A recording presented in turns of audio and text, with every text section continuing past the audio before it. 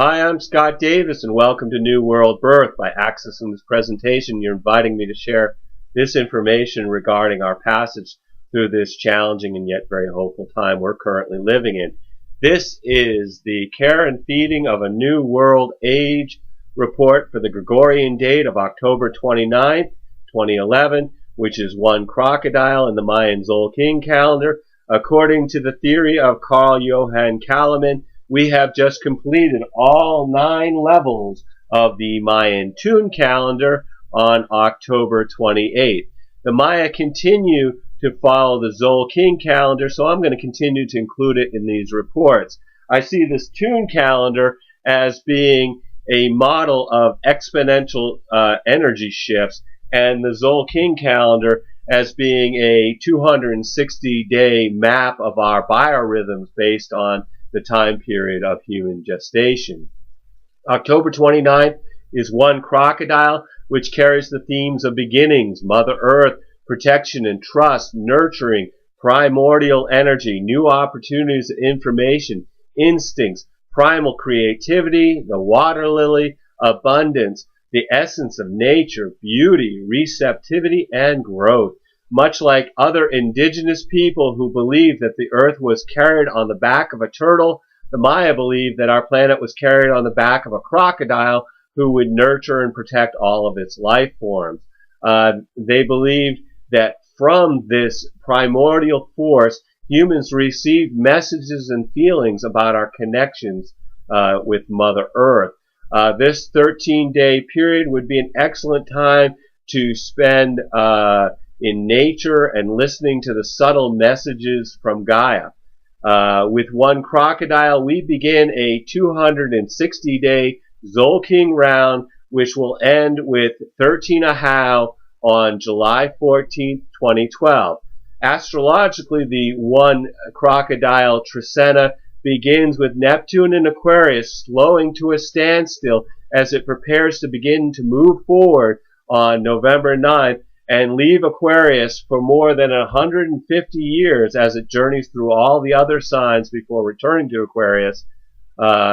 It will move into its home sign of Pisces in February 2012. When a planet is standing still like Neptune is right now, it's considered to be at the peak of its power. So during this entire report period, Neptune brings us inspiration and illusion to transpersonal themes such as social justice. October 29th is One Crocodile, which in the Tzolkin is unity through nurturing new beginnings, and with the Sun opposite Jupiter and in harmony with Pluto, which is also supporting Jupiter, this is an optimistic and transformational energy, bringing new hope and fertility to the New World Age. October 30th is Two Wind in the Tzolkin, which is duality being experienced through our communications, and could be somewhat of a frustrating, stressful day as we have the energy of Leo opposing Neptune in Aquarius, with Mercury and Venus in Scorpio squaring off against Mars and Neptune. So this is all fixed energy of each of these planets, so expect some stubbornness in that day. On October 31st, it's 3 Night in the Tzolkin, which is about taking action in contemplating the stars. And with Venus being challenged by Neptune, there is some unrealistic ideas relating to romance on the 31st. November begins with 4 Seed in the Tzolkin, which is about finding stability through planting new seeds. With Mercury squaring off with Neptune, this brings confusion to our communications. On November 2nd, it's 5 Serpent, which is being empowered by being flexible. And as Mercury and Venus move into Sagittarius, which brings some expansion and charm to our communications and social interactions. On November 3rd, we have 6 Transformation in the Tzolkin, which is about being in the flow while letting go of the past. With Mercury and Venus being supported by Uranus, this is the energy of unexpected and surprises in our thoughts and our relationships. November 4th is 7 Deer, which is reflection while serving others, and has an active moon being challenged by Mercury and Venus and in harmony with Jupiter and Pluto, which could be an emotional day with the later part being more supportive. The 5th is 8 Star, which is balance found in abundant relations. And on that day, the moon is being supported by the sun, so it's illuminating our emotional comfort. November 6th is 9 Offering, which is patience found in offering appreciation. And the moon is merging with Uranus on that day, which brings unexpected emotional experiences. The 7th is 10 Dog, which is about manifestation through enjoying family and friends. And with Mars feeling tension from Neptune, that could be a day of low energy. November 8th is 11 Monkey in the Tzolkin, which is resolution that is found in new beginnings.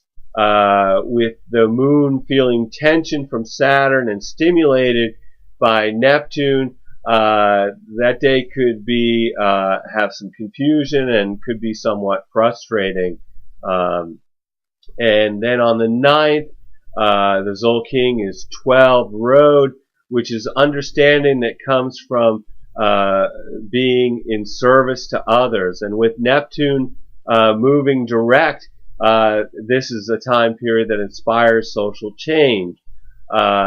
This Trisena ends on November 10th on 13 Reed, which is about ascension through gratitude for home and family on the day of the Taurus full moon, which brings some tension between our passion for spiritual growth and our desire for emotional comfort.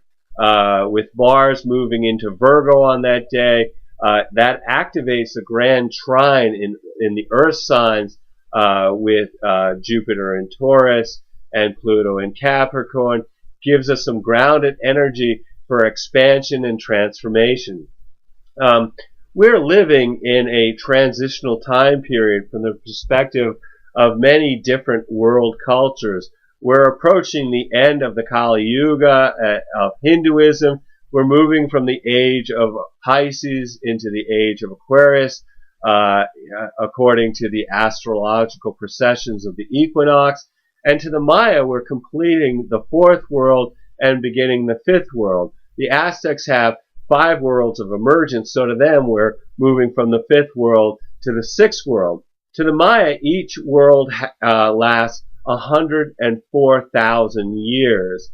The first world was the mineral world. It's associated with the direction of east and the color red and the element of water. And the first world moved us from molten lava to the forming of crystals.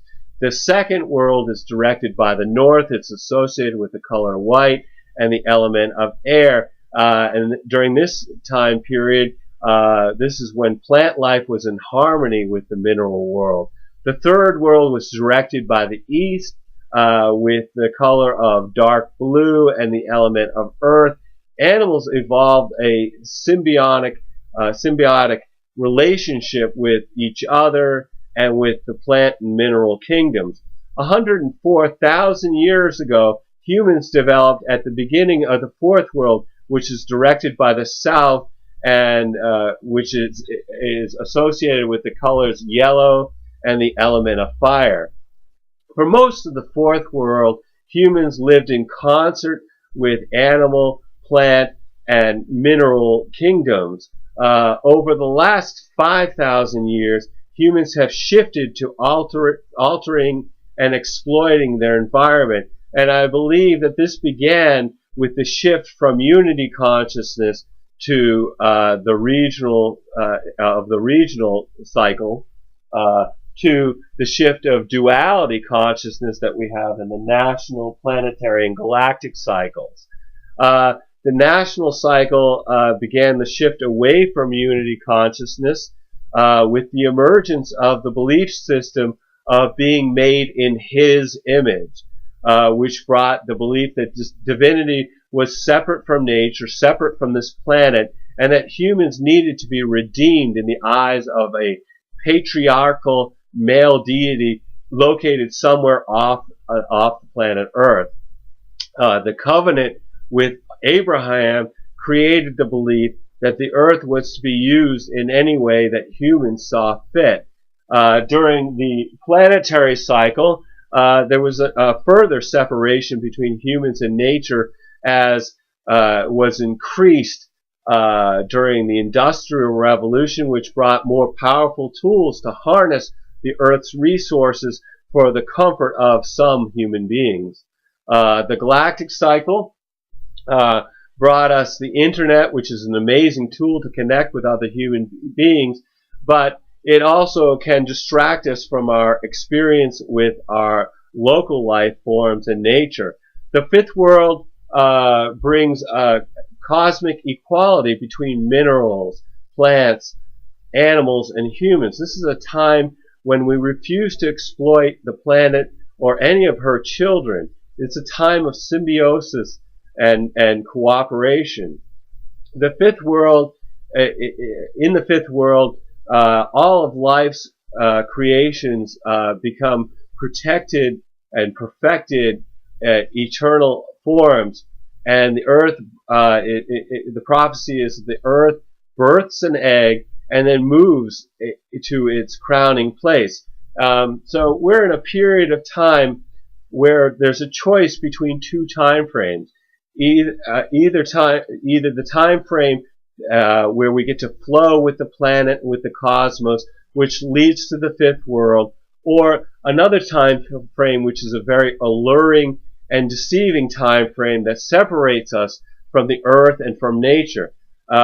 We can all connect with the flow of the planet by being in nature, or such as watching a sunrise or a sunset, or communing with the stars, or being conscious of this moment through introspection and meditation.